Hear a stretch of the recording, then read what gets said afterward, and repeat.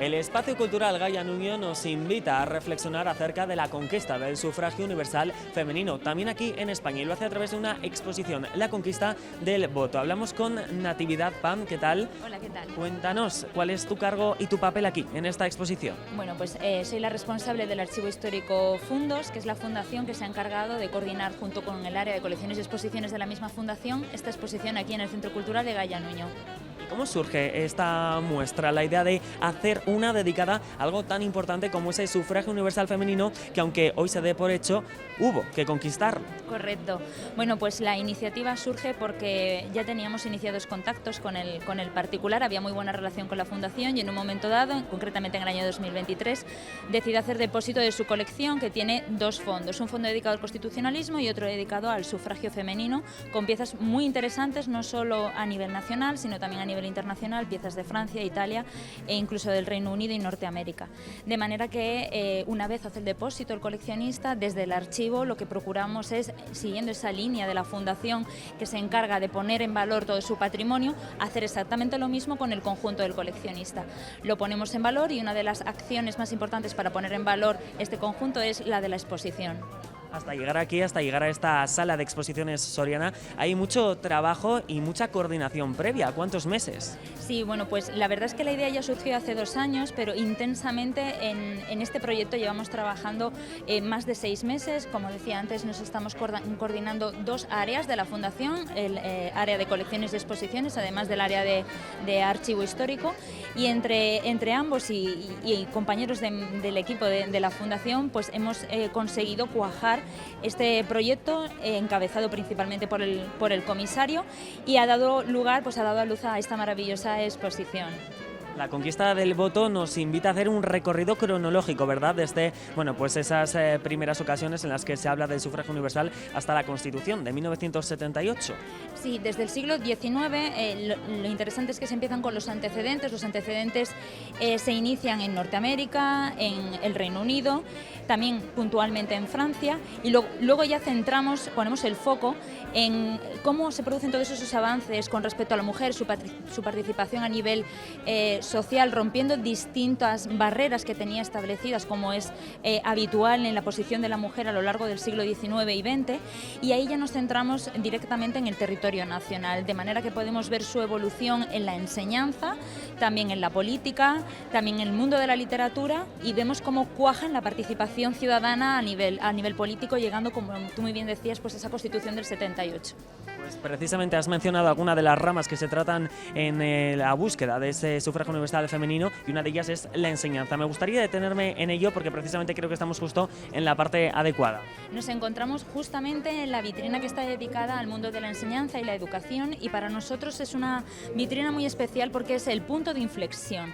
Ahí es donde la mujer rompe con esa discriminación que venía arrastrando en el mundo de la enseñanza, y vemos cómo empieza a formar parte de la educación, no solo recibiéndola, sino también impartiéndola. Para nosotros es una vitrina muy especial porque, además de tener piezas muy relevantes de la colección de Víctor Miguélez, contiene una pieza del archivo histórico de la Fundación Fundos. Esta pieza es un cuadernillo que forma parte del fondo de la Real Sociedad Económica Amigos del País de León, que es la institución abuela de nuestra fundación, de la Fundación Obra Social de Castilla y León, y en este cuadernillo lo que encontramos son las calificaciones de una maestra a niñas pobres de la Escuela Patriótica de Niñas Pobres de León, que tuvieron la suerte de tener acceso a la educación gracias a la implicación de esa Real Sociedad Económica. Si no hubiera sido por esa Real Sociedad, esas niñas no hubieran podido acceder a la educación. Es un documento para mí muy tierno, y yo creo que para todos los que vean la exposición también lo va a ser, pues porque contiene el testimonio de niñas que a la edad de 9 años, 10 y 11, pues algunas solo sabían hacer calceta y conocían las 5 vocales. Entonces ahí podemos apreciar, podemos llegar a entender la sensibilidad del cambio que ha supuesto que la mujer formara parte de la educación, y cómo el hecho de recibir educación e impartirla hizo que evolucionara y fuera rompiendo de manera ya consecutiva distintas barreras hasta poder llegar en 1933 a poder votar. Y además de distintos objetos, también podemos encontrar precisamente en ese 1933, esa fecha tan señalada, la urna en que por primera vez la mujer pudo ejercer ese derecho al sufragio. Sí, es para nosotros también una de las piezas joya de esta exposición, es una pieza muy importante porque se trata de una pieza original, el coleccionista la consiguió gracias a una compra en un anticuario y bueno, en ella podemos ver no solo el paso del tiempo, sino que además es una pieza que, como podéis ver en la exposición, tiene todo su protagonismo y que yo creo que nos invita a reflexionar sobre cómo se pudieron sentir aquellas mujeres que depositaron por primera vez el voto, ¿no? Independientemente de su signo político, sino del momento que representa el hecho de que ellas sentían que ya habían alcanzado cierto grado de igualdad y que podían participar de la democracia exactamente igual que el hombre.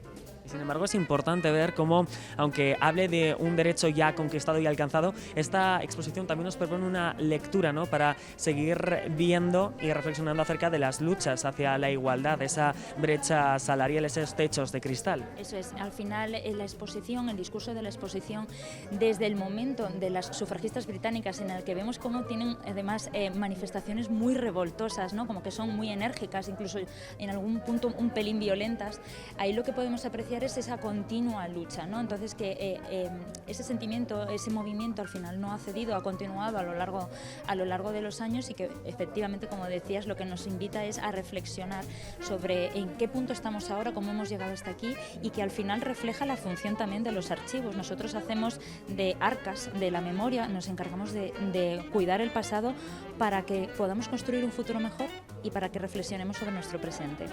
Qué buena esa importante labor y gracias por compartir la Natividad, Pam. Gracias por atendernos. Gracias a vosotros.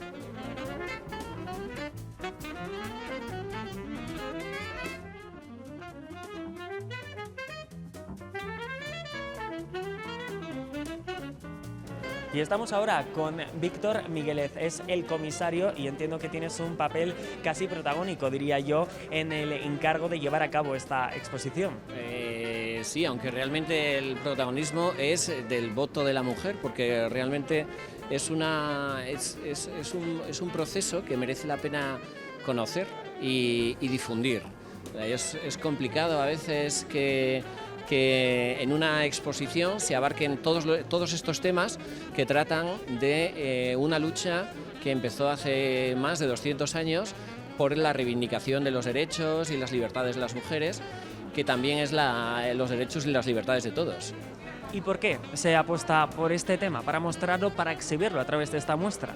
Bueno, concretamente yo tengo una colección constitucional de la historia constitucional española. Entonces, una vez que empecé a desarrollar esta colección, me di cuenta de que había una parte importante y a la vez apasionante de esta lucha en distintos aspectos que era fundamental, sobre todo, llegar a difundirla. A partir de ahí, lo que hicimos fue buscar piezas y adquirí piezas de distintos lugares para completar todo el relato expositivo y que incluyese los aspectos que a mí me parecían quizá que eran más interesantes y que evolucionaban desde esa búsqueda de derechos a partir de la Constitución de 1812 por parte de los ciudadanos, de los derechos y las libertades, hasta lo que hemos tenido y disfrutamos a día de hoy con la Constitución del 78, que es la que nos garantizó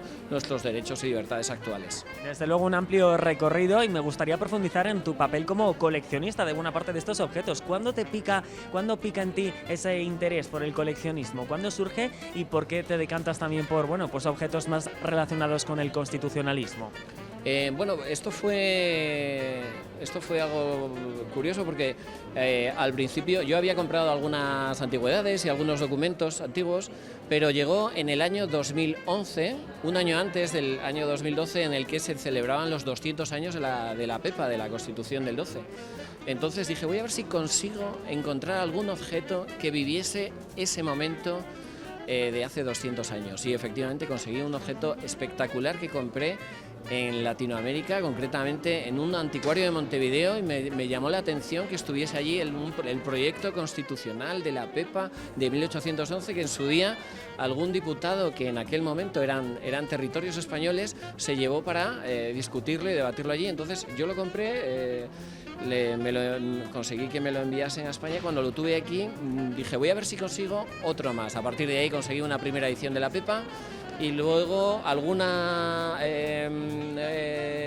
documento más relacionado con la Constitución del 12, pero dije, ¿y si consigo el resto? Y a partir de ahí pues empecé con la Constitución de 1837, la de 1848, la de 1869, es que hay muchas constituciones españolas, la de 1876, la de 1931 y la actual de 1978. Y la verdad es que poco a poco he ido construyendo esta colección durante estos últimos 14 años aproximadamente.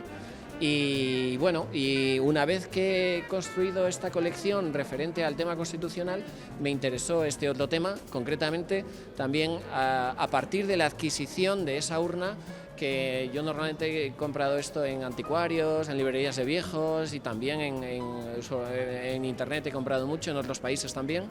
Y bueno, es interesante al final no solo coleccionar cosas, sino ordenarlas y poder mostrarlas para que se conozcan. Y en España hay una falta un poco de conocimiento de la historia constitucional española, porque se han ido consiguiendo derechos en cada una de las constituciones y nos han dado realmente las libertades que tenemos, y nos falta un poco ese conocimiento, y yo creo que ahora a través de esta exposición, a través de fondos también, pues esto se ha podido difundir.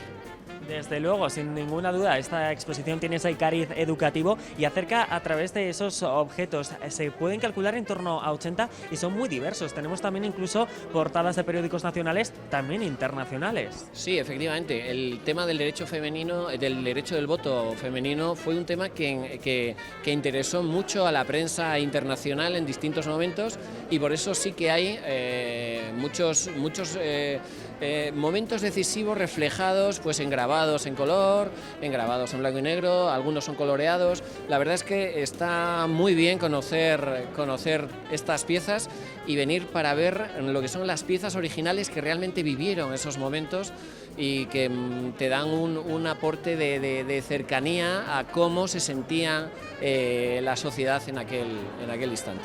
Desde luego que lo importante es venir. ¿A quién le recomendamos venir? Yo creo que a mayores, quienes lo han vivido, pero también a los pequeños, para que tomen conciencia. Yo creo que lo fundamental sería que las generaciones nuevas conozcan esta historia, ¿no? Conozcan la historia, se acerquen. Yo creo que la exposición es muy amena. Hay distintas, no es simplemente papeles, porque no son papeles. Hay muchos grabados, hay objetos curiosos y hay pantallas interactivas, con lo cual yo aconsejo que vengan, sobre todo también desde los colegios, a nivel escolar, pero los universitarios se acerquen y conozcan de dónde vienen los derechos que a día de hoy disfrutamos. Y como coleccionista, por último, entre todos los objetos que hay, como decíamos, cifrábamos en torno a 80, no sé si te quedas con uno en concreto, con uno en especial que digas, su historia y la forma a lo mejor en la que lo adquirí, pues tiene gran importancia o peso. Sí, a mí hay algo que me llama fundamentalmente la atención, y para mí fue un descubrimiento, que fue la historia de las polveras de la Constitución, que es uno de los episodios desconocidos en España de la historia constitucional. Las polveras de la Constitución, la tradición nos cuenta que una mujer gaditana en 1812, cuando fue aprobada la Constitución de 1812, Cádiz se encontraba sitiada por las tropas francesas y había muchos controles para salir de la ciudad.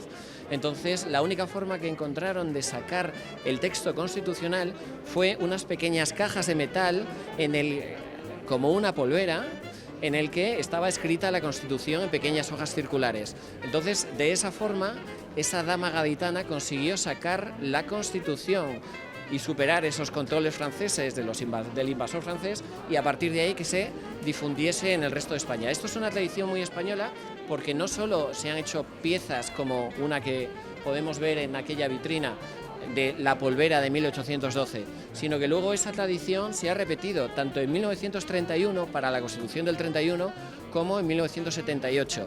Y aquí están reflejadas las tres polveras originales para ver esa tradición constitucional española que la verdad es que es muy interesante y muy rica y que merece la pena conocer. Pues muchísimas gracias por compartir tu colección con todos los sorianos que pueden disfrutar de ella aquí en este espacio cultural Gaia Nuño hasta el próximo 6 de abril y gracias sobre todo también por atendernos. Muy bien, gracias a todos y venid a verla.